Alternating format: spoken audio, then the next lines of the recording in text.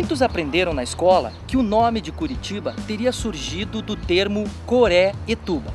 No entanto, estudando de uma maneira mais profunda o Tupi-Guarani e a própria história da cidade, nós chegamos a uma outra conclusão. O nome surgiu da união de 3 palavras indígenas também. Cur, significando pinhão, It, significando árvore, e Iba, o sufixo para grande quantidade. Juntas, elas formariam o termo pinheiral ou grande quantidade de árvore de pinhão. A árvore mais alta de Curitiba é esta paineira que fica na Praça General Werner Gross, no bairro do Bom Retiro.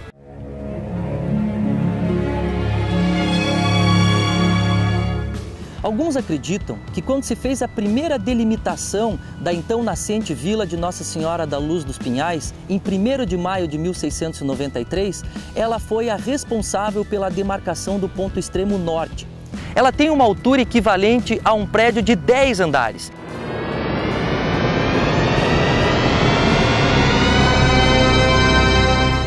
E é tão alta, mas tão alta, que tem até para-raios.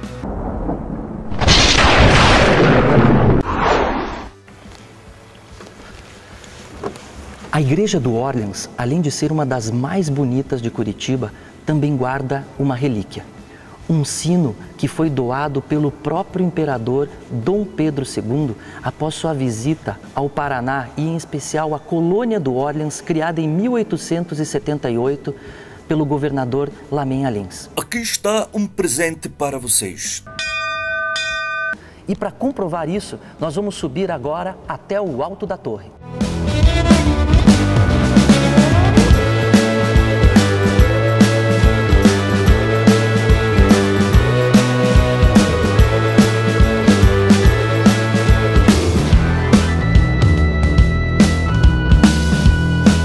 Tá escuro. A última escada. Escada mesmo.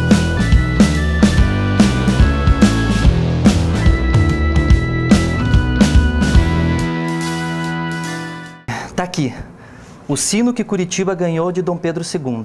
E a comprovação disso é um selo com o perfil do próprio Dom Pedro desenhado nele.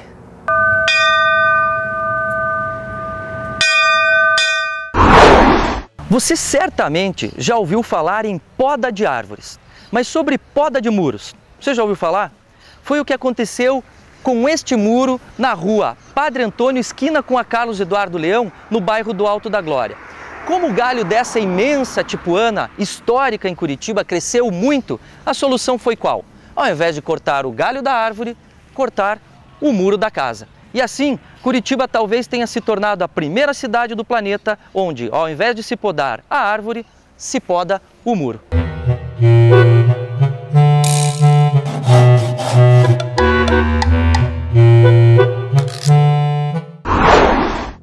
O Colégio Estadual, além de ser um patrimônio do Paraná, também guarda uma das mais importantes obras de arte de Curitiba. A tela de fundação da cidade, pintada por Teodoro de Bona entre 1947 e 1948. Além de retratar a fundação, chama a atenção também o tamanho da tela. Ela tem 2,60 metros de altura por 4,60 de largura. É nela que nós vemos o cacique dos Campos de Tindiquera, junto com os portugueses na região onde hoje é a Praça Tiradentes, dizendo: "Aqui, Curitiba!" E com essa frase é como se ele dissesse: "Aqui vocês terão fartura." Já que para os índios, Curitiba significa muito pinhão, e o pinhão era o seu alimento durante o inverno, quando a caça era muito mais difícil de ser encontrada. O bairro da Vila Isabel, além de ser o menor bairro de Curitiba, guarda em seu território uma preciosidade histórica e arquitetônica. É o Instituto Neopitagórico.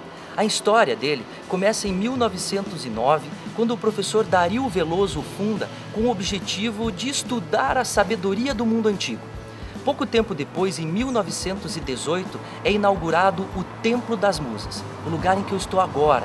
Esse templo foi criado em estilo greco-romano, com colunas toscanas, para abrigar as reuniões de grandes sábios curitibanos. Eu sempre pensei que a Estrada da Graciosa começasse no Portal da Graciosa, que fica às margens da BR-116. Mas andando pelas ruas de Curitiba e estudando a história da cidade, eu aprendi que, na verdade, a Graciosa corta Curitiba. E uma boa prova disso é essa placa aqui, atrás de mim, no bairro do Atuba, mostrando Rua Estrada da Graciosa. Isso acontece porque, quando a Graciosa foi construída entre 1853 e 1874, ela era um importante ponto de ligação entre o centro de Curitiba e o litoral do Paraná. Partindo do Largo da Ordem, o caminho seguia pelas atuais ruas João Galberto, Munhoz da Rocha, Erasto Gärtner, até chegar ao Trevo do Atuba, de onde seguia rumo a Quatro Barras. Dos 5 grandes rios de Curitiba, o único que nasce em território curitibano é o Rio Belém. Ele nasce aqui, junto ao cemitério da Barreirinha. Por isso, na região, foi até criado o Parque das Nascentes do Rio Belém. O Rio Belém corta a cidade de norte a sul, sai aqui da região do Abranches, segue rumo ao Parque do São Lourenço, que recebe as suas águas, depois segue em direção ao Centro Cívico, é canalizado correndo embaixo da Rua Mariano Torres e volta a aparecer na região da Avenida 7 de Setembro até se encontrar com o Rio Iguaçu na divisa dos bairros Uberaba e Alto Boqueirão. São 21 quilômetros de Rio Belém cortando a cidade de Curitiba. Quando te perguntam onde você nasceu, você responde o nome de uma cidade. E no caso de uma cidade, como é que fica? No caso de Curitiba, a gente pode dizer que a cidade nasceu na região da Praça Tiradentes, no dia 29 de março de 1693, quando o então capitão povoador Mateus Leme reuniu os poucos moradores da cidade, elegeu 6 vereadores e aí sim assinou a certidão de nascimento da então Vila de Nossa Senhora da Luz dos Pinhais, hoje Curitiba.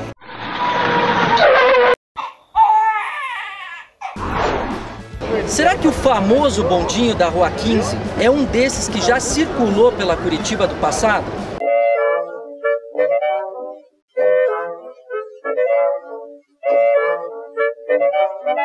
A resposta é não. O bondinho da Rua 15, estacionado na esquina das ruas 15 de novembro com Ébano Pereira, na realidade circulava pelas ruas da cidade paulista de Santos.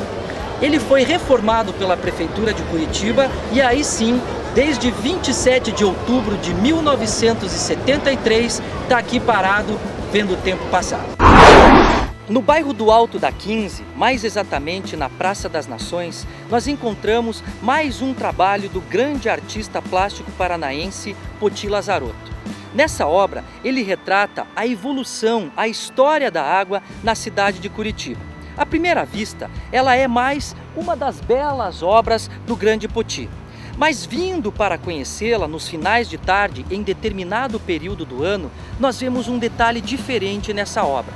A água que nela escorre começa a brilhar como se fosse uma pedra preciosa, como se fosse ouro. E a pergunta nesse momento que fica é a seguinte: será que o grande Poti, querendo chamar a nossa atenção para a preservação dos rios ou para os cuidados que devemos ter com a água no planeta, fez com que ela brilhasse para nos explicar que um dia ela valerá tanto quanto ouro?